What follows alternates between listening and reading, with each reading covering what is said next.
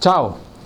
Quinto e ultimo video della serie dedicata ai 5 pilastri fondamentali per suonare e improvvisare in modo efficace e creativo sul basso elettrico. I pilastri che abbiamo visto fin qui sono 1. La teoria, 2. La tecnica sulle scale, arpeggi e forme, 3. L'ear training, 4. Le ritmiche. Per ognuna di queste materie ho fatto un video dove parlo delle loro caratteristiche e di come le sviluppo nel mio metodo bassista contemporaneo, che sono questi, 3 volumi. Se vuoi studiare il basso elettrico in modo serio e completo ti consiglio di recuperare questi tutorial che trovi nel canale U-Bass-Lab. In questo quinto episodio parliamo della materia più importante, linee di basso, che è la materia più caratteristica del nostro strumento. Le linee di basso mettono insieme tutto quello che hai studiato nelle altre materie, la teoria, la tecnica, l'ear training e le ritmiche, non una dopo l'altra queste cose, ma in parallelo, fin dalle prime lezioni del mio corso. Le linee di basso che studiamo nel volume 1, che è poi il libro giallo, fanno riferimento ai 5 stili principali della musica moderna: rock, funk, blues, latin e swing. Già dalle prime lezioni del corso cominciamo a costruire linee specifiche per ognuno di questi stili, che sono tutti inclusi nel primo livello. Il lavoro è graduale. Si parte da linee semplicissime con poche note e si arriva a strutture più complesse anche ritmicamente.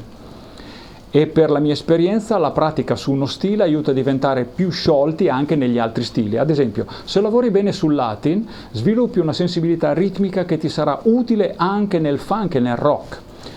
E se impari a stare sullo swing, migliorano anche la tua fluidità e il tuo senso del tempo nel funk. E se impari a gestire le dinamiche e le variazioni del funk, poi avrai più controllo anche sui brani pop. Un altro elemento fondamentale è il tocco. Fin da subito si lavora sul suono giusto per ogni stile.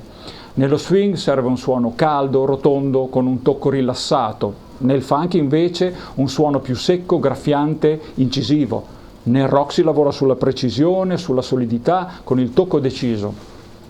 Tutti questi aspetti sono parte integrante del lavoro sulle linee di basso del primo livello, che ripeto è quello del libro giallo. Nel secondo e terzo livello, quindi nel secondo e terzo volume, si approfondiranno ulteriormente tutti questi aspetti legati agli stili con tecniche avanzate e materiali molto complessi, sia ritmicamente che armonicamente.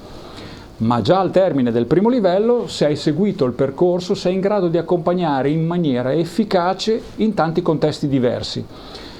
Poi puoi verificare ulteriormente le tue abilità con l'esame di certificazione che facciamo nella mia scuola U-Bass-Lab di Bologna. E se vuoi sviluppare queste abilità in modo bilanciato, con un approccio graduale e ordinato, fai riferimento al corso Bassista Contemporaneo Online, dove trovi il percorso esatto per prepararti con la massima precisione, studiando dove vuoi e seguendo i tuoi tempi. In descrizione trovi tutte le informazioni sul corso e anche il link per procurarti i volumi della collana, che sono il primo passo per lavorare col mio metodo bassista contemporaneo.